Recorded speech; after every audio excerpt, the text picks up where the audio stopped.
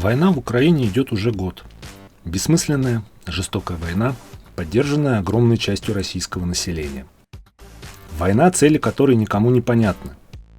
Я не верю в денацификацию. Вот. Окей? Я не верю в демилитаризацию. Я не понимаю, что это такое. Я не понимаю, что это. Я у себя в телеграм-канале не так давно написал. Скажите, пожалуйста, а мы победили, это когда что? Цели этой войны не ясны даже пропагандистам с федеральных телеканалов. Ситуация, при котором никто ни о чем не говорит, создает этот вакуум. Этот вакуум и порождает эти особенности, неопределенность. Вот самое опасное, что может быть для политического протеста. Спецоперация идет по плану, цели и задачи будут выполнены. Хотелось бы их и знать. Для разнообразия. Разок, один. Демилитаризация, денацификация Украины. Всей Украины. Еще хотелось бы оперативные планы Всей Генштаба, Украины. изучить. Западный тоже. Хотелось бы уточнить все-таки позицию. Это очень важно, на самом деле, населению и для людей, вообще для Украины, для Европы, для всего, для Китая, в конце концов, это важно. Понять цели войны очень сложно, потому что само российское руководство озвучивало разные версии. Они постоянно путались в показаниях и противопоказаниях. То они вели речь о защите людей, то о том, чтобы освободить Донбасс, то о демилитаризации Украины. Песков 7 апреля сказал, что цель предотвращения Третьей мировой, а Лавров 4 днями позже заявил, что цель – покончить с безоглядным расширением и полным доминированием США в мире. Каждая из этих схем представляет собой верный взгляд, но односторонний. И хотя цели войны непонятны, это не мешает россиянам ее поддерживать и оправдывать. Вот данные независимого опроса, проведенного еще прошлой весной. Посмотрите, какое количество людей сказало, что они поддерживают ведение войны в Украине. При этом очень интересно посмотреть на разбивку по возрастам. Основная доля тех, кто поддерживает войну, это люди старше 45 лет, и в еще большей степени люди старше 60. Эта массовая поддержка стала шоком для людей по всему миру. Эта поддержка прошлась ножом по российским семьям, разделив близких на два непримиримых лагеря. Несмотря на огромное количество фактов, видеозаписей, фотографий и свидетельств очевидцев, основная масса россиян не готова признать, что от их имени ведется преступная война. Самое большое открытие – это вот эти люди, которые умудряются объяснять себе все и которые умудряются осуществлять внутри себя свою пропаганду. Гораздо более эффективную, чем та пропаганда, которая направлена на них государством, которая оплачена вот этими всеми миллиардами из государственного бюджета, потраченными там на Russia Today и прочие помойки. Люди сами себя уговаривают. Вот что мы видим сегодня очень ясно. Если вы хотите понять, как ваши близкие могут игнорировать все факты и поддерживать войну, дослушайте до конца. Но сначала я представлюсь. Меня зовут Павел Авраамов, я писатель, автор книги «Стратегия Го. Древняя игра и современный бизнес» или «Как победить в конкурентной борьбе». Моя книга была переведена на английский язык, была переведена на украинский и до войны продавалась в Украине. Я не политолог, не социолог, не психолог. Я обычный человек, чью семью накрыло так же, как и миллионы других семей в России. Общение с людьми, которых я знал много лет, с друзьями и родными, стало невозможным. Не со всеми, но очень многими, поверившими государственной пропаганде. Если у меня меняется все в моей жизни, если в стране, которая и так была не сильно дружественной друг к другу и не сильно эмпатичной, устраивает просто раскол по принципу отношения к происходящему, это как? Наверное, и вы тоже с этим сталкивались, что уже со многими хорошими знакомыми разругался или не можешь выяснить отношения никак. Такое напряжение нервное в стране, я даже не помню, когда такое бывало. Ну, во всяком случае, очень давно. Да. Как и множество других людей, в России и за ее пределами я изо всех сил пытался понять, как мои родные и друзья, хорошие и добрые люди, которых я знал много лет, вдруг оказались сторонниками войны. Неужели все эти годы я жил рядом с чудовищами? Почему они меня не слышат? Почему они игнорируют реальность? Почему они верят российским властям? Я размышлял об этом снова и снова, но не мог найти ответа. А потом я вспомнил, давным-давно я читал о чем-то до жути напоминающем происходящее сейчас. 20 лет назад в читальном зале моего университета я увидел на полке книгу. Она называлась «Деструктивные психотехники. Технологии изменения сознания в деструктивных культах». Эта книга рассказывает о том, какими способами, какими инструментами людей завлекают в тоталитарные секты. Я нашел электронную версию этой книги, начал ее перечитывать, и тогда пазл сложился. Я понял простую вещь. Попытки рационализировать действия Владимира Путина изначально обречены на провал. Рациональным это поведение называть нельзя и не нужно. Война в Украине не имеет рациональных причин. Это абсолютно иррациональная война, потому что это новый крестовый поход, новый джихад. Она ведется фанатиком и поддерживается фанатиками. В основе решения Путина начать войну лежит иррациональный страх, возведенный в абсолют. И ровно тот же самый страх заставляет миллионы людей эту войну оправдывать. Не верите? А ведь истинную причину войны сам Владимир Путин озвучил еще 24 февраля. Работая над этой лекцией, я посмотрел множество его интервью и выступлений разных лет. Самые важные из них – это речь 21 февраля, признание независимости ДНР и ЛНР, и выступление 24 февраля, то есть объявление войны. Когда раз за разом пересматриваешь эти выступления, а мне пришлось пересматривать их много раз, снова и снова, начинаешь замечать интересные вещи. Например, речь о начале войны длится 30 минут. Из них Донбассу, который якобы защищает Россия, уделено всего 6 минут. А все остальное время? О чем же он говорит? Сейчас я покажу вам краткую версию его выступления, и вы поймете, какая тема была основной. Именно эта тема и является истинной причиной начала войны. Безопасность нашей Родины – вопрос жизни и смерти. Расширение блока НАТО на восток – вопрос жизни и смерти. Прямое нападение на нашу страну – вопрос жизни и смерти. Североатлантический альянс – вопрос жизни и смерти. Дальнейшее расширение инфраструктуры Североатлантического альянса – постоянно нарастающая, абсолютно неприемлемая угроза. Столкновение России с этими силами неизбежно. Наши действия – это самозащита. Другого способа защитить себя у нас не было. Нам с вами просто не оставили ни одной другой возможности защитить Россию, наших людей. И это не преувеличение. Это так и есть. Это в итоге вопрос жизни и смерти. Мною принято решение о проведении специальной военной операции. Конечно, я зациклил один маленький фрагмент, чтобы усилить драматический эффект и подсветить основную тему выступления. Но смысл я передал без искажений. На самом деле можно даже еще подсократить. Лейтмотив не поменяется. НАТО на восток. НАТО на восток. НАТО на восток. Это в итоге вопрос жизни и смерти. Понимаете? На протяжении почти всей своей речи Путин говорит о расширении НАТО на восток и угрозе, от которой России надо немедленно защититься.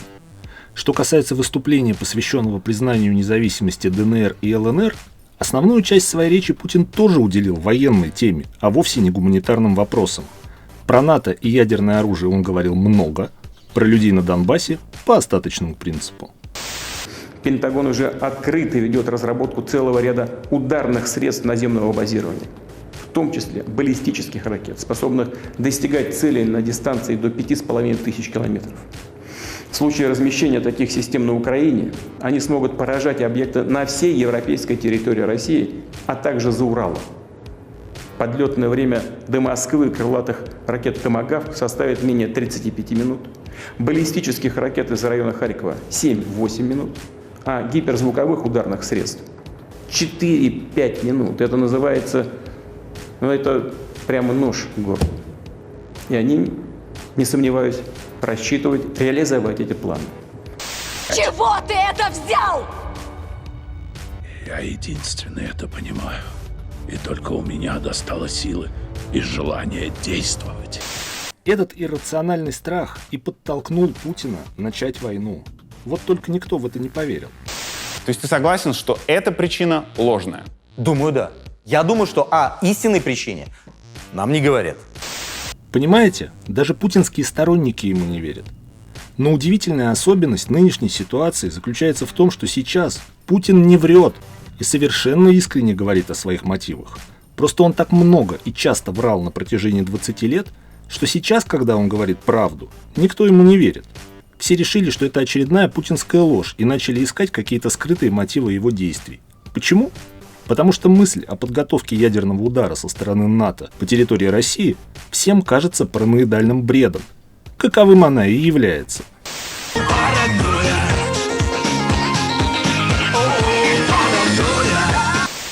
Естественно, наносить ядерный удар по России НАТО не собиралось. Мы подробно поговорим об этом дальше. А сейчас главное не это.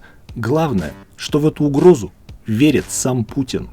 Это его версия событий, его реальность, та, в которой он живет и принимает решения. Путин ведет войну из-за мнимой угрозы, которая лично ему представляется абсолютно реальной. В его картине мира он защитник России, спаситель, мессия собственной персоной. Геноцид, но праведный. Миллионы россиян поддерживают эту войну по тем же самым причинам. Они страшно напуганы. Дело не в том, есть ли реальные причины для их страха. Дело в том, что им эти причины кажутся реальными. Мы в опасности, нам не оставили другого выбора. Наша позиция защищаться. От кого? От Мариуполя? Галь, ну что бесполезный разговор вести? Какой бесполезный? Город с землей сравнял. Кто? Кто? Да при чем здесь город? Как при чем? Это при чем? Опять 25. Галь, вынужденные меры или не вынужденные? Да. Не надо искать рациональный смысл. Его там не было и нет. Надо понять простую вещь. Этот смысл видят сами сектанты. Так устроена их картина мира. Разве был рациональный смысл в действиях секты Аум Синрикё? Когда они распылили Зарин в токийском метро и отравили сотни людей, разве в этом был смысл? Как ни странно, да. Для сектантов, разумеется. Этот смысл видели сами члены секты. В их искаженной реальности эти чудовищные действия были не только оправданными, но и жизненно необходимыми. Насколько адекватной была их картина мира, подтолкнувшая их к совершению теракта, вопрос, конечно, риторический. Картина была неадекватной. Это они считали ее адекватной. Но дело не только в мифической угрозе со стороны НАТО. Все гораздо хуже. Война в Украине преподносится не просто как защита от военной угрозы, а как война против всего мира, против коллективного Запада. Эта война продиктована не только соображениями безопасности. Это, в конечном итоге, духовная война против дьявола. Именно поэтому происходящее – это намного более страшная война, чем обычные вооруженные конфликты, имеющие хоть какую-то рациональную причину. Война в Украине – это не простая война. Это самый настоящий джихад. Путин ведет священную войну против армии тьмы, а не рациональную войну против реального противника. Не верите? Давайте посмотрим один видеоролик. Рано или поздно произойдет то, чего все ожидают. Рано или поздно мы победим. Сейчас существует мнение, что в скором времени специальную военную операцию переименуют в контртеррористическую операцию. Кто-то говорит, что это будет даже Отечественная война, но я считаю, что и этого недостаточно. Правильно это назвать священная война! Священная война! Существует такое древнерусское междометие «Гойда», означающее призыв к немедленному действию. Как же нам не хватает сейчас таких боевых кличей! Гойда, братья и сестры! Гойда! Бойся, старый мир! Лишенный истинной красоты! Истинной веры, истинной мудрости, управляемой безумцами, извращенцами, сатанистами! Бойся! Мы идем! Гойда! Нет, ну это трэш. А как это можно прокомментировать? Собственно, после просмотра этого видео можно уже ничего не говорить. Все самое важное уже прозвучало. Идет священная война против обреченного мира. Как это случилось? Почему на главной площади огромной страны какой-то буйно помешанный провозглашает конец света и священную войну? А вот этот дяденька на улице. Как вы относитесь к решению властей о выводе войска с Херсона? Ну как, я не знаю, это хохлов надо давить и убивать и резать их, блядь. Что с ними они, блядь, делают, я не знаю. А как еще разговаривать? Ну нельзя тебе записывать. Я ненавижу этих мразей, это, блядь, фашисты. А что мы должны делать с пленными украинцами, по вашему мнению? Убивать их нахер не нужны. Это мрази. И все. Может быть, россияне какие-то особенно кровожадные? Нет. Все дело в том, что именно с ними делали на протяжении 20 лет. Современная Россия – это результат усердной и хорошо продуманной работы. На протяжении 20 лет в сознание людей имплантировались определенные идеи и концепции. А в результате получилось то, что получилось. Началась война в Украине. Сейчас многие люди начали догадываться, что что-то здесь нечисто. Многие стали говорить о том, что поведение россиян очень сильно напоминает поведение людей, вовлеченных в тоталитарные секты. Я уже 22 года в психологии, веду тренинги, вот это вот все. Но именно вот в эту тему, вот, в секты там и так далее, я никогда глубоко не вникала. Вот, и я стала читать, и у меня просто глаза открылись. Это секта реальная. Секта – это не просто фигура речи и не метафора. Мы должны четко понимать, что в случае с российским обществом мы имеем дело с последствиями работы самой настоящей деструктивной секты. В буквальном смысле этого термина. Сначала эта секта сформировалась и набрала силу, а затем начала вербовку сторонников. В результате им удалось подвергнуть психологической обработке огромное количество людей. Не каждого человека в России, но достаточное количество, чтобы эта война началась и была поддержана людьми. И это не первый случай в истории. Такие вещи уже случались и не раз.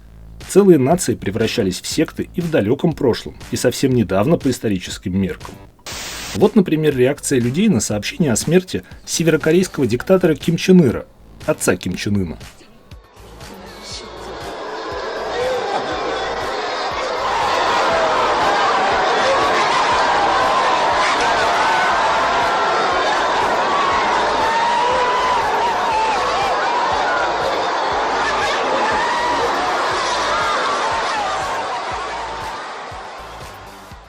Откуда? Откуда такая истерика? Может быть, люди в Северной Корее какие-то особенные, особо покорные, особо внушаемые? Но вот перед вами люди из Южной Кореи, представители той же самой нации. Счастливые, спокойные и доброжелательные люди, не следа массового психоза. Что заставляло советских граждан рыдать на похоронах Сталина? Откуда взялись китайские хунвейбины, громившие школы и университеты во времена культурной революции и обожествлявшие великого кормчего Мао Цзэдуна? Почему немцы вскидывали руки в нацистском приветствии, а их дети вступали в Гитлер-Югенд? Потому что все это слеплено по одним и тем же лекалам. По лекалам тоталитарных, деструктивных сект. Так о чем же мы будем говорить? Я попробую дать ответ на вопрос, как и почему так вышло, что миллионы людей в России, в современной России, прямо сейчас игнорируют факты, забыли о логике и слепо верят во все, что им говорят с телеэкранов. Почему россияне оправдывают войну? Почему параноидальный страх проник в сознание миллионов людей? Почему они верят, что иного выбора защитить себя у них не было? Из чего они вообще решили, что им угрожает какая-то опасность? Разобраться в этом нам поможет та самая книга «Деструктивные психотехники». По сути, вся эта лекция – это краткий конспект этой книги. Я собрал наиболее важные цитаты и снабдил их дополнительными примерами из российской действительности, чтобы вы смогли провести параллели и увидеть ту картину, которую я увидел еще в мае, когда я активно размышлял над этой проблемой. Мы будем говорить с вами о том, что такое секта, из каких элементов она состоит, какими инструментами она пользуется и как доктрина, лежащая в ее фундаменте, определяет, что будет происходить дальше с людьми, в эту доктрину поверившими. А самое главное, мы будем говорить о том, как сектанты ставят в своем сознании фильтры, наглухо отрезающие их от реальности. Кроме того, использование цитат из этой книги сделает еще одну очень важную вещь. Вам не придется верить мне на слово. Я буду приводить цитаты из книги, написанной специалистом по сектам. И начнем мы с вот этой цитаты. Промывание мозгов – это такое же инфекционное заболевание, как малярия. Поместите людей в малярийную палату, и большинство из них заболеет малярией.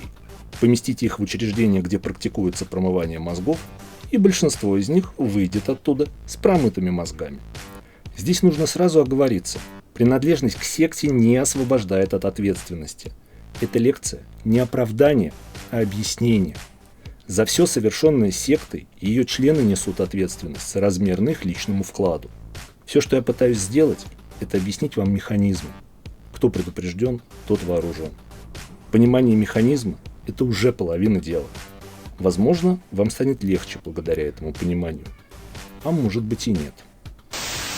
Возможно, это, скажем, не так уж и просто принять. Но просто я думаю, что чем раньше ты это признаешь, тем быстрее ты сможешь помочь это остановить.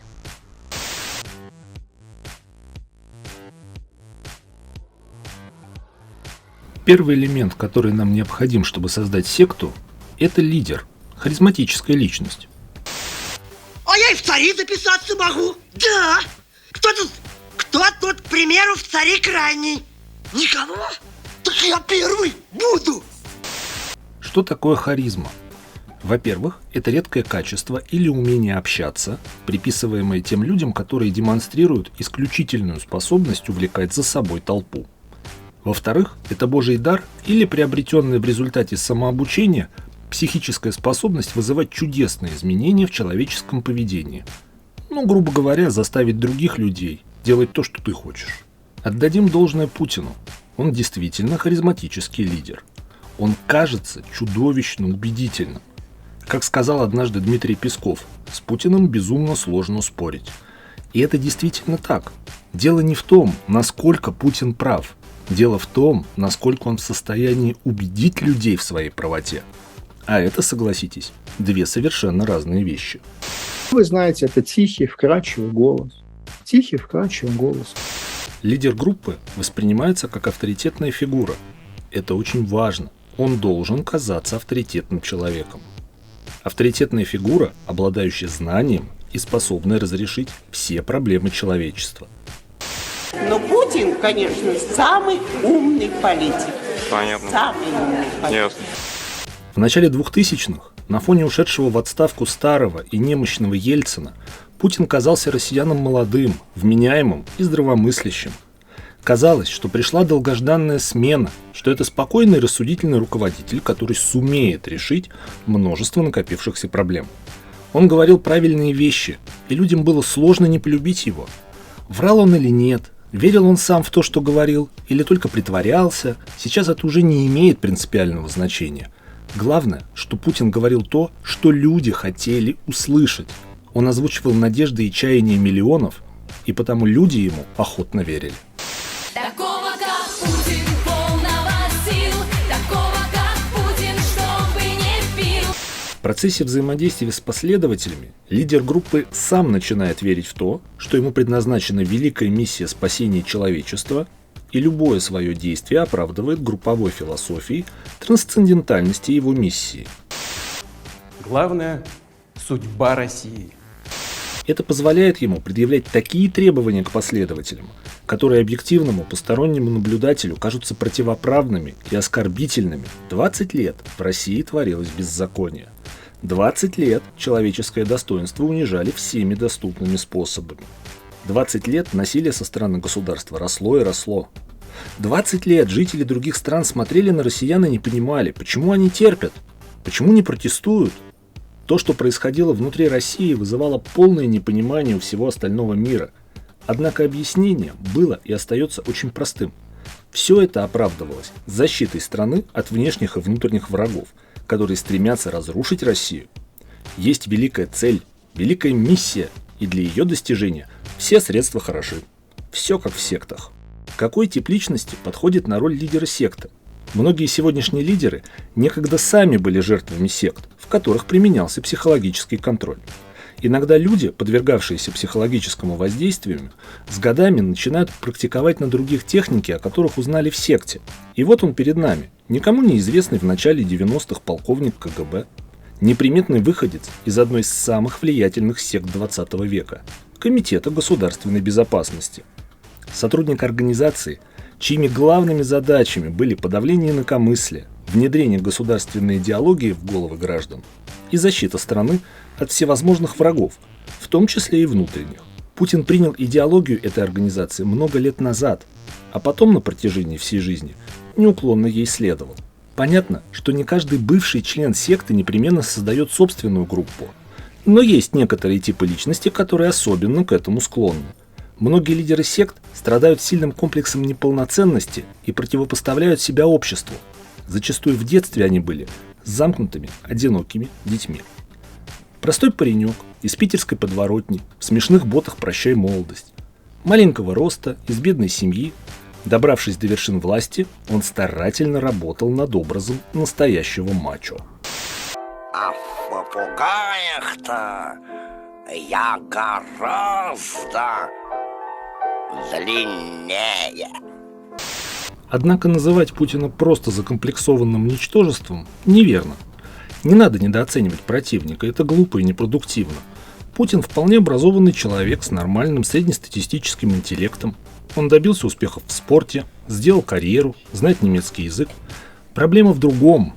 У закомплексованных людей есть два пути: всю жизнь зажиматься и стесняться, или преодолевать свои комплексы и доказывать всему миру, что они достойны любви и уважения, как и все остальные люди. Детские комплексы могут стать очень мощным стимулом добиваться успеха во взрослой жизни. Вот и Путин решил этого успеха добиться. И добился. Но проблема в том, что интеллект в сочетании с упрямством, честолюбием и неограниченной властью как раз и может создать диктатора. Именно это произошло с Путиным. Он стал не просто целеустремленным человеком, а человеком исключительно упрямым и болезненно самолюбивым.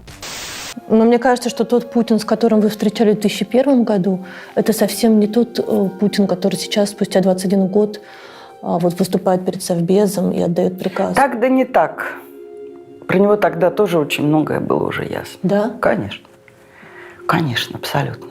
Это как раз был человек, которого было не переубедить в чем-то. Очень безжалостный человек. Очень определенно заточенный и настроенный. Свои, чужие, враги, предатели, тоже все было в ходу. Ну а сейчас к этому прибавилось еще 20 лет правления. И абсолютная уверенность в своей избранности, непогрешимости, силе, славе и любви народной.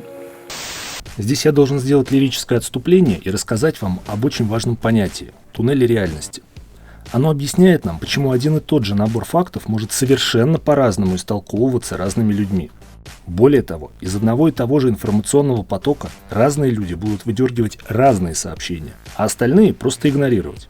Согласно определению, туннель реальности – это индивидуальное подсознательное предубеждение, которое состоит из лингвистических конструкций и других символов.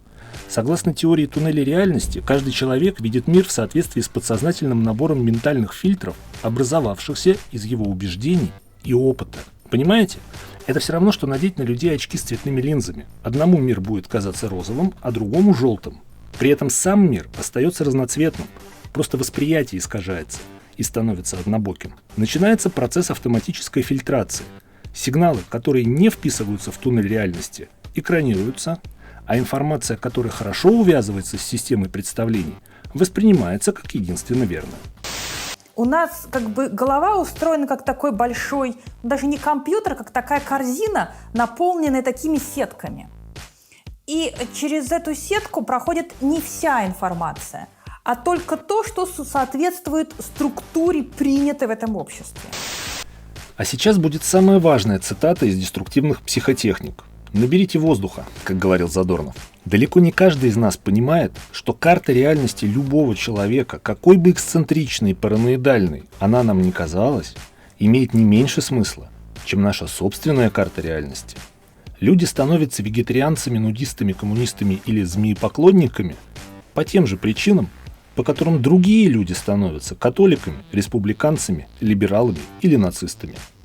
Здесь нужно пояснить. Речь идет о том, что карта реальности имеет смысл для самого человека.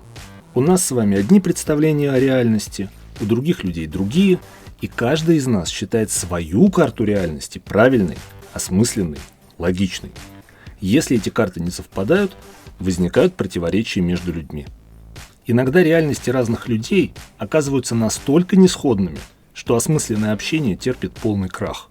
Это, к слову, главная причина раскола российского общества на два непримиримых лагеря. Люди из этих лагерей живут в двух совершенно разных туннелях реальности.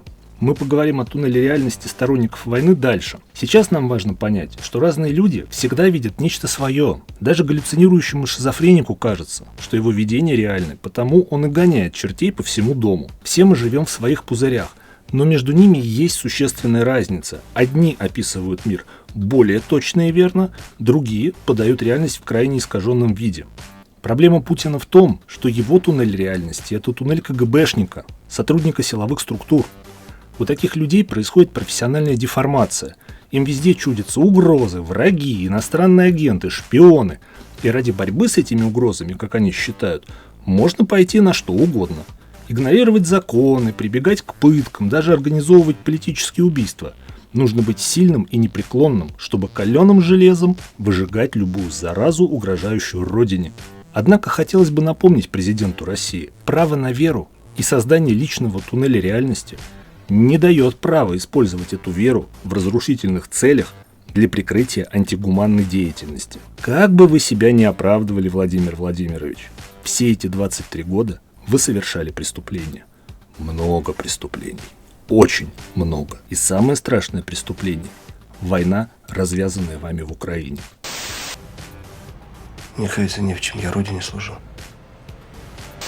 Как гласит известная пословица, благими намерениями вымощена дорога в ад. За каждым чудовищным злодеянием, массовым насилием и геноцидом всегда стоит какая-то великая идея. Разве Путин один такой на свете? Нет, таких людей полным-полно. Вот почему ни в коем случае нельзя оставить во главе государства бывшего силовика.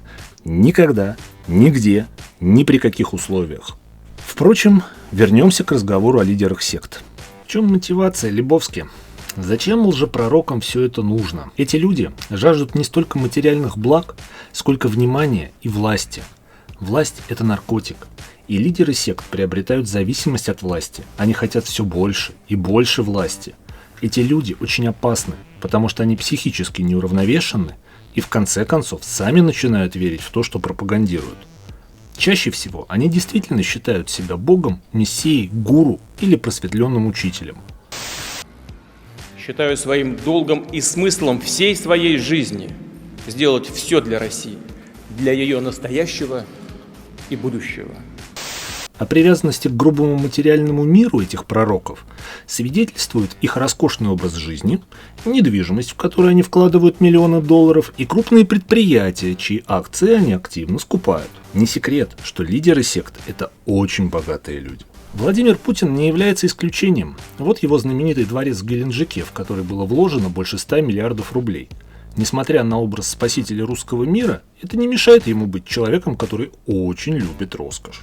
Чтобы пророк мог стать харизматическим лидером, он должен обладать даром убеждения и способностью побудить людей к выполнению некой трансцендентной миссии, используя все доступные ему средства, в том числе и телевидение. Эти слова из священного писания христианства. Ну прям настоящий телепроповедник, да? In the name of Jesus. Владимир Путин всегда очень хорошо понимал, насколько могущественным инструментом является телевидение. Олигархические группировки, обладая неограниченным контролем над информационными потоками, обслуживали исключительно собственные, корпоративные интересы. Не случайно, практически сразу после прихода к власти он приступил к захвату телеканалов и уничтожению независимых изданий в России. Контролируя все основные федеральные телеканалы и радиостанции, он мог транслировать свою доктрину по всей России. Также не случайно, что как только Мариуполь был захвачен российскими войсками, туда пригнали специальные грузовики. Эти передвижные телевизоры транслируют российскую пропаганду прямо на площадях. Да, спасибо большое. На прямой связи из Луганска была наш корреспондент. 24 и даже на канале нашим праздником Днем Победы. В сочетании с ветром нет пожароопасную обстановку. Обратите внимание, жители Мариуполя до сих пор не имеют ни электричества, ни воды, зато пропаганда доставляется с первых дней после захвата города. Многие лидеры стремятся управлять людьми так, чтобы они не подозревали, что ими управляют. Они умело внушают последователям веру в собственное могущество и контролируют их поведение через эту веру. Кто, если не Путин? Чаще всего они ощущают собственную неполноценность и поэтому отчаянно цепляются за возможность утвердиться за чужой счет. Демонстрируя внешнюю власть над людьми, они отвлекаются от глубокого внутреннего конфликта. He has a feeling that post-1990s we didn't respect him properly. I think it's not a reason to do what he did. It's part. But it's his mindset. It's his mindset. Женя, ты меня уважаешь? Комплекс неполноценности у диктатора. Что может быть банальнее? Все мы знаем, Путин любит лезть и не выносит, когда ему перечат. Поэтому он много лет окружал себя людьми, которые его превозносили, восхваляли и не возражали ему. Не нефть и газ – наше преимущество. Как вы видите, и нефть и газ могут падать в цене. Наше преимущество – Путин, и мы его должны защитить. Мы все были свидетелями этого позора с Советом Безопасности, который, наверное, войдет просто в какую-то копилку наравне с тем, что, не знаю, там мы, помните, ГКЧП смотрели, как там руки тряслись, а здесь вот эти трясущиеся марионеточные наши правители, которые выходят одобрям сделать. Нет, трясущиеся очень богатые, влиятельные и серьезные люди. Ни один не усомнился и не сказал, что это не надо делать. Ни один. Конечно, ни один не усомнился. И вот почему. Во многих деструктивных группах есть совет директоров, но обычно это номинальные фигуры, которые выполняют приказы лидера. Реальная структура представляет собой пирамиду с лидером на вершине, без системы сдерживания и противовесов и взаимного ограничения властей. Чуть ниже – ядро помощников, которые полностью ему подчиняются. Еще ниже находятся руководители среднего звена. Структура не допускает рассредоточения власти. Власть лидера абсолютно. Посмотрите, что происходило на том самом заседании Совбеза, о котором говорит Светлана Сорокина. На этом так называемом заседании шло псевдообсуждение признания независимости ДНР и ЛНР. Псевдо, потому что никто ничего не обсуждал. Все присягали на верность лидеру секты. Согласился бы с предложением Николая Платоновича о том, что нашим, так сказать, западным партнерам можно дать последний шанс с тем, чтобы предложить им в кратчайшие сроки заставить Киев пойти на мир и выполнить Минские соглашения. В противном случае мы должны принять то решение, о котором сегодня говорится. Что значит, в противном случае вы предлагаете начать переговорный процесс? Нет, я... Или признавать суверенитет их. А я говорите прямо. Я поддержу предложение о признании... Поддержу или поддерживаю? Говорите прямо, Сергей. Поддерживаю предложение... Так и скажите, да или нет. Да. Поддерживаю предложение о вхождении Донецкой и Луганской народных республик в состав Российской Федерации. Да, мы об этом не говорим, мы этого не обсуждаем. Мы говорим о признании их независимости или нет. Да. Я поддерживаю предложение о признании независимости. Хорошо, пожалуйста, садитесь, спасибо. Жалкое зрелище. Взрослый человек, глава службы внешней разведки, заикается как школьник, не выучивший урок. Впрочем, чего еще от них ожидать? Никому не позволено оспаривать власть лидера секты и правильность принятых им решений. Никому.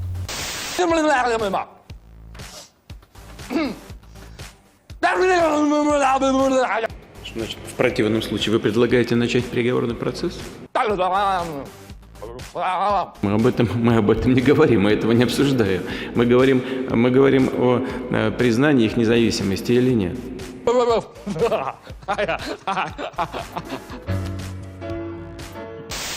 Вот и получился у нас культ личности. Ну, с поправкой на масштаб этой самой личности.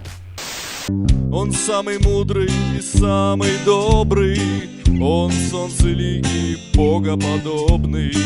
Не страшен голод, война, цунами, навеки Путин пребудет с нами. Второй элемент, который нам необходим, это группа.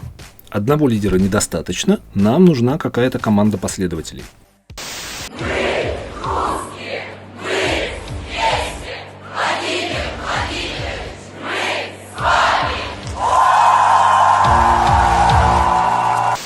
Сектой может называться и вполне светская группа лиц со своим собственным культом. Согласно определению, секта – это узкий круг людей, которые обособились от общества и замкнулись на узком круге интересов, поклоняясь определенной эстетической или интеллектуальной программе, тенденции или харизматической личности. Понимаете? Сектой может быть и группа, исповедующая светскую идеологию. Скажем, коммунистические режимы, возникавшие в самых разных странах на протяжении всего 20 века, это типичные тоталитарные секты. Жесткий контроль всех сфер жизни, строжайшая иерархия, подавление инакомыслия. Секта – это не обязательно религиозная секта, хотя дальше мы с вами подробно поговорим о том, насколько глубоко религия интегрирована в доктрину секты свидетелей Путина. Как провести грань между харизматической группой и сектой? Ведь харизматические группы возникают повсеместно. Любой яркий, интересный человек собирает вокруг себя каких-то своих поклонников, сторонников и так далее. Но есть одно очень важное отличие. Чтобы разобраться, проявляет ли харизматическая группа характерные качества деструктивной секты, не нужно лезть в ее теологию или идеологию. Нужно акцентировать внимание на том, чем занимается группа, а не на том, во что она верит. Различие между харизматической группой и тоталитарной сектой заключаются в том, что в секте контролируются все аспекты жизни членов, а сами они действуют против собственных интересов. В этом большая разница между каким-нибудь фан-клубом и тоталитарной сектой, где люди делают не то, что нужно было бы им, а то, что нужно лидеру. Последствия войны в Украине идут вразрез с интересами россиян, но они все равно ее поддерживают. Все равно поддерживают. Какие бы санкции ни вводились, какая бы мобилизация ни объявлялась, они все равно поддерживают войну. Сколько бы гробов ни приходило в российские города, это ничего не изменит. Сегодня вот это затягивание спецоперации, которое, конечно же, негативно имеет последствия, связанные с жертвами, разрушениями, расходом материальных средств, но оно имеет и очень серьезный позитивный момент. Сейчас я понимаю всю глубину замысла. У нас бы не пошла бы поляризация духовная, о которой мы сказали. Не состоялась бы мобилизация духовного общества. Мобилизация общества, не военная, мобилизация духовное общество. Что еще отличает тоталитарную секту? Самый характерный признак деструктивности секты – это радикальное изменение личности человека. Например, раньше человек был политическим либералом, а теперь стал консерватором. Раньше он любил рок-музыку, а сейчас называют ее сатанинской. Раньше он был любящим и ласковым сыном, а сейчас вообще не доверяет родителям. Раньше он был атеистом, а сейчас Бог означает в его жизни все. Ну, как-то мы сначала были единомышленниками. Мы там читали Солженицына, я не знаю. А в последнее время он вдруг даже Сталина стал хвалить. Я в шоке вообще. Я говорю, где ты этого наслушался? Безобразие. Все там же, у Михалкова. Да, вполне естественно, что со временем, в процессе приобретения жизненного опыта, убеждения людей меняются, как меняется и система их ценностей. Но радикальное изменение системы представлений не может произойти внезапно. Оно происходит постепенно. Стремительное перерождение обычно вызывается искусственно, когда к человеку применяются техники нейрологического воздействия, и когда он становится жертвой манипуляции и психологической обработки, в том числе обмана и внушения. Не забывайте, 20 лет по историческим меркам – это совсем короткий период. 20 лет для целой страны – то же самое, что год для отдельного человека. Если же говорить о России, настоящая массированная обработка населения началась после 2014 года. Мы еще поговорим об этом подробнее в дальнейшем. Главное, что нужно понять на этом этапе нашего разговора, что психологическая накачка людей стартовала примерно 7-8 лет назад. То есть она продолжалась примерно столько же, сколько потратил Адольф Гитлер на превращение немцев в нацистов. В группе насаждается подозрительное отношение к обществу в целом, а также к его представителям, не разделяющим ценности группы. Собственно говоря, всех людей делят на последователей и чужаков, причем последние не считаются полноценными людьми. Запомните вот эту фразу, в дальнейшем мы с вами к ней еще вернемся. А если так, то ради стабильности группы как социальной системы их официально разрешено обманывать и ими можно манипулировать. Беззастенчиво, нагло, исключительно ради достижения собственных интересов. Хочу спросить тебя как человека, который поддерживает Путина, ну, может быть, ты мне объяснишь, почему он так часто говорит неправду? Путин говорит неправду? Да. Я должен это объяснить. Я понятия не имею. Все очень просто. Необходимость лжи и манипуляций оправдывается важностью миссии. С точки зрения сектантов это не бессовестное вранье, а ложь во спасение. Если для защиты мира от сатаны нужно солгать, почему бы это не сделать? Путин всегда считал себя умнее остальных и относился к россиянам безо всякого уважения. Поэтому он не считал нужным говорить им правду. Все равно они слишком тупые, они не поймут. Надо предложить им объяснение, доступное для их плебейского сознания. Вот он эти лживые объяснения и подсовывал. Ну и, конечно, врал напрямую, если нужно было прикрыть какие-то его собственные ошибки или тем более преступления. Кому верить? Отчетам Министерства обороны или бойцам с передовой? Верить никому нельзя, только мне можно верить. Что еще отличает тоталитарную секту? Во всех деструктивных сектах главной движущей силой является страх. Не любовь, не спасение человечества и не взаимопомощь. Самое главное – это страх. В каждой группе есть свой дьявол, который жаждет захватить, соблазнить, растлить, убить или свести с ума последователя. Чем сложнее и образнее дьявол, тем сплоченнее становится группа, объединяясь против общего врага. Россия в понимании среднего россиянина – это такой островок разума в океане безумцев. Последнее место на Земле, где можно спастись от ужасного нового мира. Но во многих местах там уже не знают, что такое мама, правда? Там просто родитель номер 1, родитель номер 2. И гендеров там десятками измеряют. Что, какие там трансформаторы, я даже не понимаю, о чем они говорят. На первый план выходит уже другой нарратив, а именно, что мы последний оплот нравственности в мире, мы, может быть, еще какие-нибудь халифаты, да? Вот, потому что гей-робка, она погрязла в разврате, и поэтому вот отстоять право людей просто вот по-человечески любить, жить нормальной семьей, воспитывать самим своих детей, якобы вот все эти права, они отымаются у европейцев, и только мы в Святой Руси можем сохранить христианскую модель семьи. Россия, матушка, защити своих детей. Что касается родителей номер 1 и номер 2, уже давным-давно проверено и доказано, что все это полная туфта. Такая формулировка используется кое-где, но только в бланках официальных документов, там, где надо поставить подпись внизу страницы. Да и то, не во всех документах, а лишь в очень немногих. Смысл этой формулировки в том, что помимо папы и мамы документ сможет подписать, например, бабушка или опекун. Чтобы не устраивать путаницу, и ввели нейтральные формулировки, просто законный представитель ребенка и все. Но российская пропаганда, естественно, сделала из мухи слона, потому что это очень выгодно. Еще один способ напугать людей. Кто из них пойдет проверять эту страшилку? Да практически никто. Так и создаются пропагандистские мифы. С какой целью? Сейчас объясню. Манипулируя чувством страха, можно теснее сплотить ряды членов группы. Например, можно искусственно создать образ врага, который пытается уничтожить группу и ее членов. Ничего не напоминает? Это все так долго длится, что мы все время ищем каких-то врагов, и все время мы самые хорошие. Еду тут в такси из аэропорта, и таксист везет и говорит: а как там к нам относятся? Тоже не любят русских. Славянский был водитель. Я говорю: ну почему не любят русских? Нормально относятся, никаких таких проблем нет. Ну не скажите, нас ведь везде не любят. Я говорю: где вы бывали-то? Нигде он не бывал, но нас везде не любят. Я говорю: ну слушайте, если не любят, может быть, в чем-то сами виноваты. Говорю тогда я мирно. Он говорит: нет, нет, нет, у нас все люди хорошие, а там нас просто не любят. Какая простая схема, правда?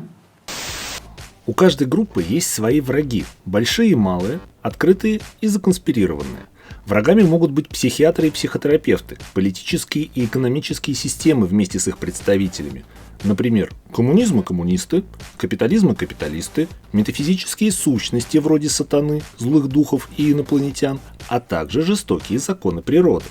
К врагам причисляют родителей, друзей, бывших членов секты, представителей прессы, социологов, психологов и всех, кто критикует группу. Существует всемирный заговор против группы, который стремится помешать ее деятельности. Это лишний раз доказывает, насколько важна ее миссия. Естественно, эти страхи иррациональны, но не забывайте, что большинство фобий иррационально. Жуткий страх пауков, или высоты, или открытых пространств. Ничего рационального в этом нет. Долгие годы врагом был просто коллективный Запад, метафорический сатана. Смысл этой демонизации был просто незамысловат. Не надо смотреть на пример западных стран и задавать вопрос, почему Великая Россия не в состоянии обеспечить своим гражданам такой же уровень жизни. Да, там живут лучше, зато мы живем духовнее. Происками злонамеренных западных партнеров было легко объяснить временные трудности, которые все никак не заканчивались. Ненависть в отношении богатых западных стран характерна не только для многих россиян. Это вообще очень распространенная вещь в современном мире. Однако после начала войны фобии в России вышли на новый уровень. Сектанты перестали стесняться и заговорили на чистоту. Можно сказать, что глобализм является проектом мирового всеединства. А с точки зрения христианской эсхатологии мы знаем, что означает глобальный универсализм. И мы знаем, что без этого глобального универсализма не появится некто, кто будет претендовать на глобальную власть, и с именем которого будет связан конец света. Давайте, мрази, сатанисты! Люблю я вас выводить на чистую воду. Когда я говорил Екатеринбургу, когда я говорил, что бесы у вас ходят, кто из вас скакал, сволочей, и не хотел, чтобы был храм? Теперь что вы скажете, сатанинские выродки?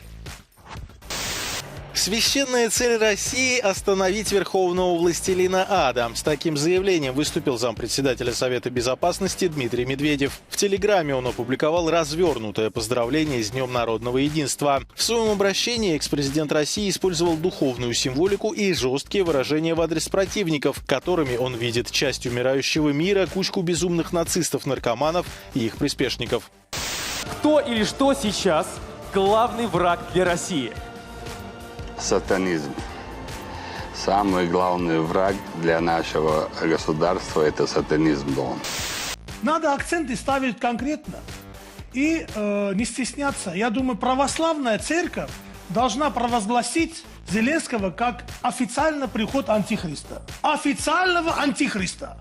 Этот человек с точки зрения православия, это классический антихрист. Мы должны забыть фамилию Зеленский. Надо называть просто Зеленский – это антихрист, и антихрист, и ее действия, и фактически, и там, значит, практически, и документально. Он оформил это. Он с дьяволом заключил договор, и он притворяет в жизнь то, что он заключил. Здесь не может быть никаких там, знаете, вот дипломатии, там, значит, это самое, фамильярность там и так далее. Нам необходимо всем сплотиться воедино против сатанинского зла. Нам, российскому многонациональному народу, суждено спасать человечество. Я это вам истинно говорю. Понятно? Сатана пришел. Последние дни настают. Теперь вы понимаете, какую войну Россия на самом деле ведет в Украине? Вы понимаете, что самые высокопоставленные государственные деятели России на полном серьезе верят, что сражаются с легионами ада и возглавляют армию света, что государственные пропагандисты всеми силами вбивают эту идею в голову миллионам россиян, и что многие россияне в это верят. Уже все. То есть мы переходим из режима специальной военной операции, мы переходим в совсем другой режим. Мы переходим в режим священной войны.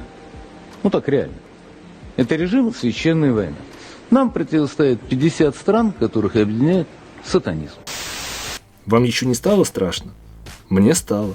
И давно. Потому что все это происходило на моих глазах, год за годом. Я много лет наблюдал, как безумие и одержимость завладевают головами российских чиновников. Современная Россия – это Талибан. Только у талибов нет ядерных ракет, а у Путина есть. И он сумел заразить своей паранойей целую страну. Война! Война за Россию! Матушку! В деле распространения пандемии коронавируса последние несколько лет проявляется, обнаруживается четко украинский след. Американская сторона планировала вести на Украине в 2022 году работы по патогенам птиц, летучих мышей и рептилий с дальнейшим переходом к изучению возможности переноса ими африканской чумы свиней и сибирской язвы. А еще плюс к тому, что птицы, которых этим заражали, рассчитывалась их траектория перелета через Россию, это абсолютно фашистская попытка истребления вообще славянского этноса как такового. Беспилотник транспортирует в заданный район контейнер с большим количеством комаров, переносчиков инфекции, и высвобождает. При укусе комары инфицируют атакуемых людей возбудителями особо опасных заболеваний. В пояснении прямо подчеркивается, что зараженный военнослужащий будет не способен выполнять поставленные перед ним задачи, в силу чего, цитирую, заболевание может быть более ценным военным инструментом, чем самые современные вооружения и военная техника. Это уже 4-е или 5-е заседание, я уже даже запутался, коллеги. Одна и та же делегация созывает по той же теме эти заседания с ничтожным результатом. Мы сегодня вновь выслушали многочисленные обвинения, в том числе о разных патогенах и о комарах. Интересно, а как эти комары проводили бы различия между русскими и украинцами? Так вот, я задаю вопрос, а что, Совету Безопасности нечем больше заняться? Страх сковал Россию. Параноидальный страх и ужас. Заботливо подготовленный и аккуратно внедренный в сознание миллионов. О том, как именно его внедряли, мы поговорим в следующей серии. А пока... Бойся, старый мир, лишенный истинной красоты, истинной веры, истинной мудрости, управляемой безумцами, извращенцами, сатанистами! Бойся! Мы идем! Гойда! Не забудьте поставить лайк и подписаться на канал, чтобы не пропустить выход следующей серии.